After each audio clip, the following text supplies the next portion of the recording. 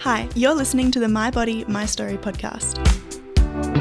It's funny, I look back on a time when we were saving up money to put carpet in our house, and we had this choice. We could have gone to Paris for 2 weeks or carpet the house, and I thought at the time, foolishly, we went to Paris for 2 weeks, but I will remember forever that trip.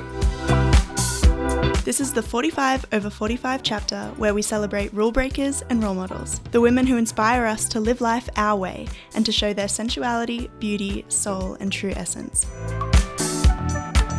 Here, we talk about what it's like to be 45 plus, adjusting to the changes that come with time, and we listen to the stories of our participants. If you have an interesting story, we'd love for you to participate. You can email us at info@alexandrawalker.com. That's Alexandra spelt with a K-S. Or visit our website, alexandrawalker.com. Hi everyone, and welcome to My Body, My Story project. Today with us Bernadette in the studio, and while she's sitting in the makeup chair and Nicole is doing makeup for her, I'll be asking her a few questions.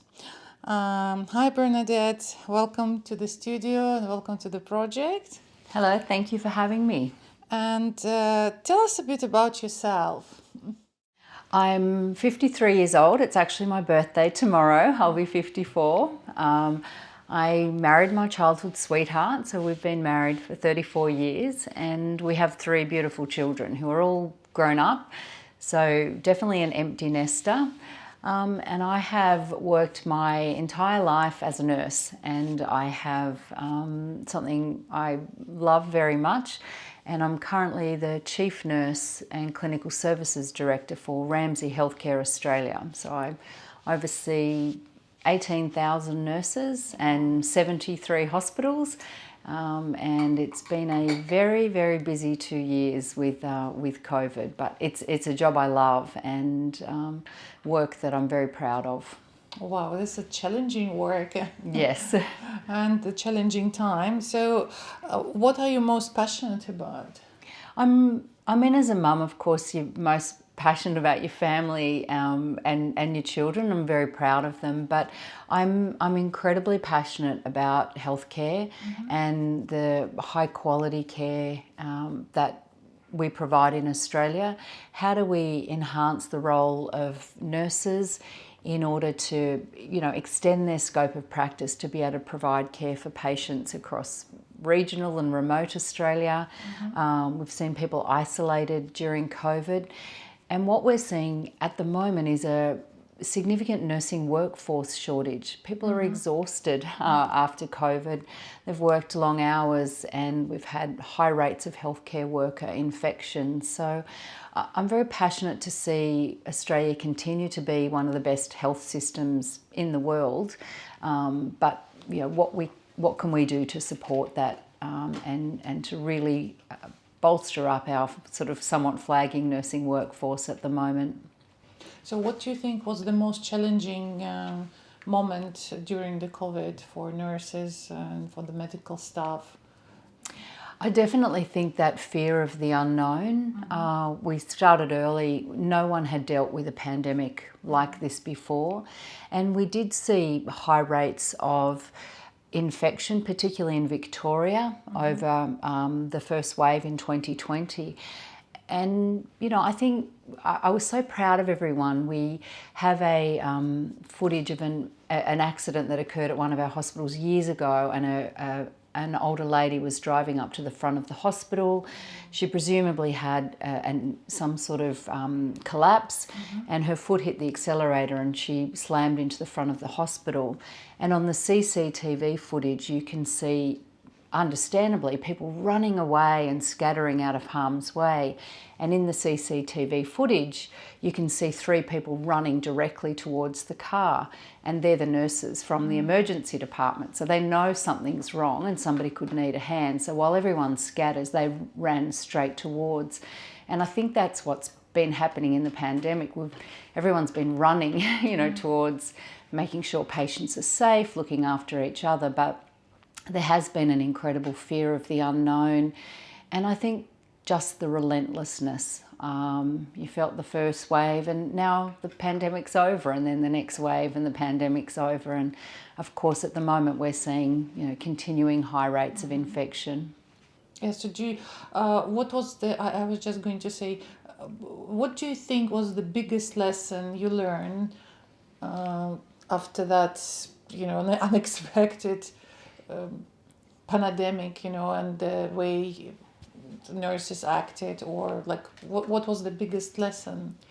I think that the consistency of communication, I think that even if you don't know, as a leader, and you know, as I said, I oversee 73 hospitals, so even if I didn't have the answer, at least communicating that to people, to say, we're working on it, we'll have the answer, we'll come back to you.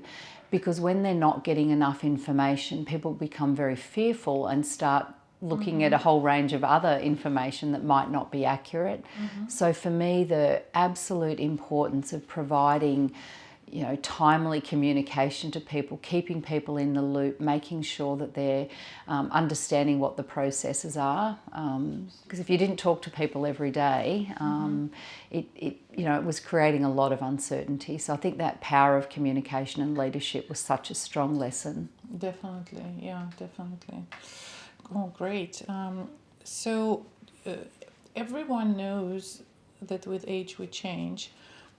But what positive changes have you noticed so far with age? I think you care a whole lot less about what people think of you. That you can spend, well, particularly your teen years, but 20s, you know, am I okay? Am I enough? Am I doing this right? Is this going to work? And you sort of get into your 40s and 50s and think, well, it doesn't matter. I am enough. That's okay. And if somebody doesn't like that, well, it doesn't matter. So I think you tend to hone much more on the opinions of the people that really matter to you and not everybody else. So it's much easier to block out those negative voices if they're there. They don't matter. So I think that confidence really comes with age, and you just don't sweat the small stuff. Yeah. And what is the biggest challenge so far? Oh, my eyesight. I can't see a thing without my glasses. So I think, you can still feel that you're the same age as you were 21. But I think physically, definitely deteriorating eyesight. And I find the recovery time, if you become unwell, or I run, and if you have an injury, a slight tweak, you still feel it 3 weeks later. So I think that recovery time takes a lot longer the older you get. Oh, yeah. So what would you name, or what would it be your greatest accomplishment so far? Well, again, as a mum, my kids, I'm incredibly proud of. They've grown up to be very successful, but actually just really kind and fabulous people, which I'm very proud of. I think too, I really value professional development and education, and while I work full time, I also did my doctorate, so became a doctor of nursing, a PhD, which is very challenging. And so when did you do that? I finished about 10, or probably a bit more than that, years ago in the early 2000s. And then I did vouch I would never study again, but I've actually just finished a Masters of Health and Medical Law. I was really always wanted to study law as well, so I've just finished a law Masters. So I'm proud of that, and that focus on development. But without a doubt, the last 2.5 years of leading our hospitals through the pandemic has been definitely the most challenging, but certainly the most rewarding experience I've ever had at work, and something I'm really proud of. And it's very inspiring, like never stop learning. Whatever age you are, you can do it. Absolutely. Excellent. And if you could go back in time and meet your 30-year-old self, what would you tell her? What advice would you give her?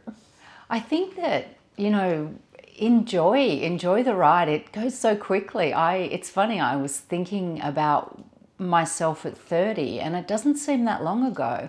But, you know, as I said, I'll be 54 tomorrow. I think, man, that's almost another 30 years on top of that, and I feel like I'm exactly the same person. So I think, you know, slow down and enjoy the things. You know, don't stress so much about getting somewhere and getting somewhere quickly, whether that's career-wise or, you know, what's happening with your children, because, you know, if you love them, they grow up well, and work's always there. So, you know, take time to travel or spend more time with friends and family, because it is very precious, and yeah, it just goes so quickly. So do you travel a lot? You know, when I got married very young. I got married when I was 20, and we had our kids pretty early, in my early 20s.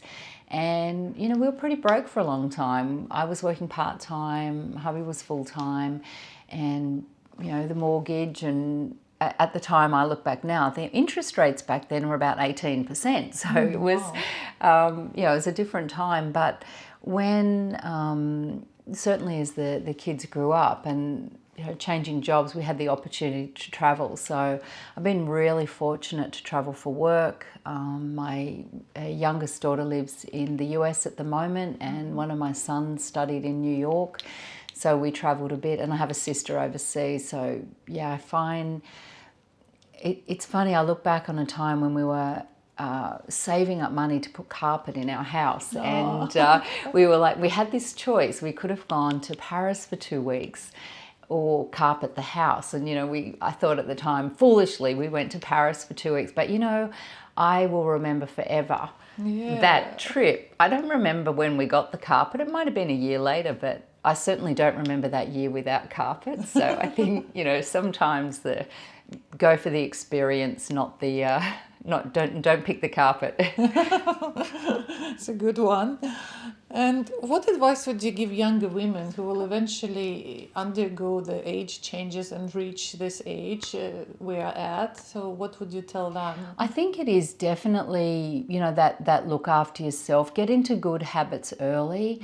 I know sometimes it's funny, I live near the beach, and they have this swimming competition every year, and I had seen these women, and they would have been well into their 70s and 80s, and it's just a 1 kilometre, the short race is a 1 kilometre ocean swim, and they'd get out, and I think, man, I hope I'm doing that when I'm 80. And then I think, well, I'm not doing that when I'm 50, so maybe I should start to you know, focus towards that. So I think you know, getting into really good habits early, whether that's, you know, exercise to look after yourself, whether that's meditation, something I can't do. I fall asleep every time I try and meditate. And, you know, physically, I think that just any small bit of exercise, look after your skin, look after your teeth, look after your neck. Don't forget your neck when you put your face cream on. So I think it is that, you know, get into good habits early. And I think also really understand the things. I think we're much more focused on mental health and things that make you stressed, things that, you know, trigger anxiety in you, that a lot of people are experiencing at the moment during the pandemic. So understand those things about yourself. What do you need to focus on for your own well-being? And don't just, you know, worry about your hair and your skin. Worry about your mental health as well. It's just as important, and it's got to get you through the hard times.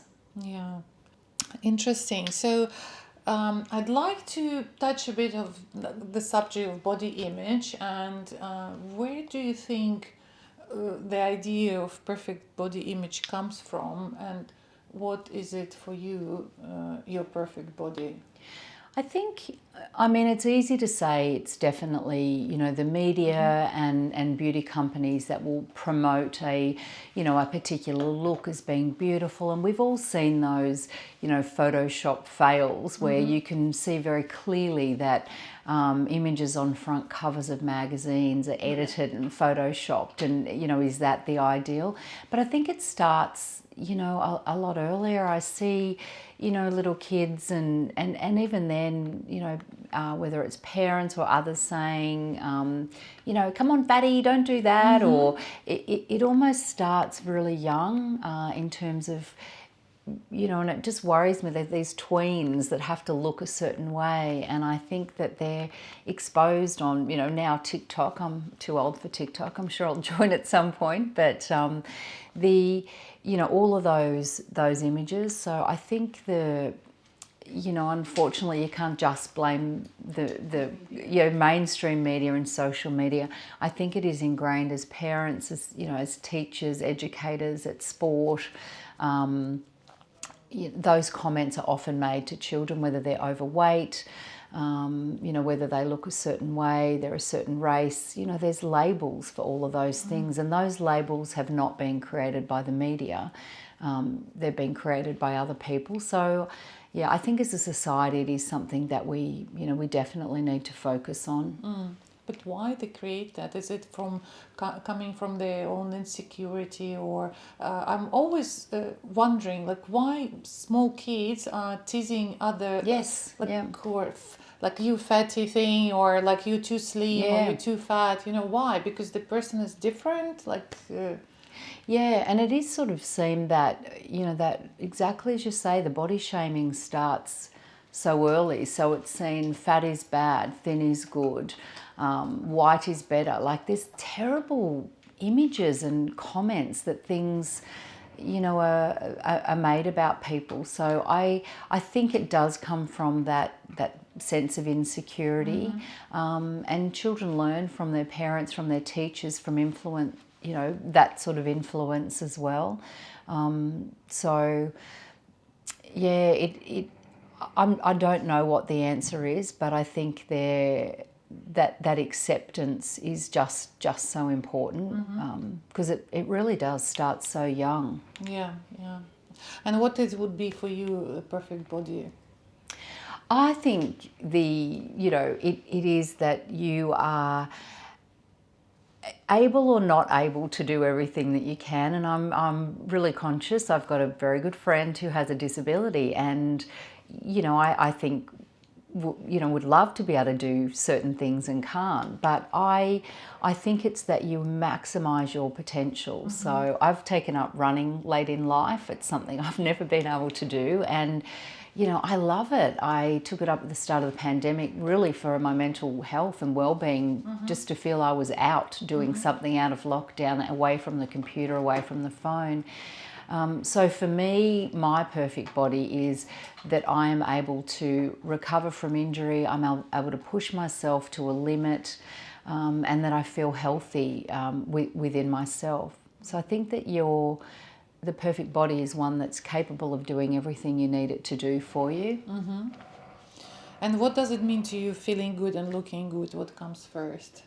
Definitely feeling good, because I think if maybe I'm someone who wears either emotion or you know, my physical state on my face, because there's nothing, you know, I think, oh, I'm looking great, I'm feeling terrible, I'm stressed, I'm worried about work, I haven't seen my kids. You know, as I said, I've got a daughter who lives in LA. Didn't get to see her for 2 years during the pandemic, and then you think, oh, I'm looking all right. Say, oh, you're tired. Are you stressed? And so I do think that you carry your anxiety, whether it's in the way you hold your shoulders, your head, all of those things. So definitely feeling good, for me, comes first. And, you know, feeling good is, you know, feeling safe, feeling happy, reducing my stress, particularly with work. And yeah, and then the looking good comes after that. Clearly I'm sitting in a chair getting makeup done, so I you know, always feel great when you get pampered and you know, and look great. But if you don't feel great, I think that shows very much. Yeah, that's true. And what makes you feel the most beautiful?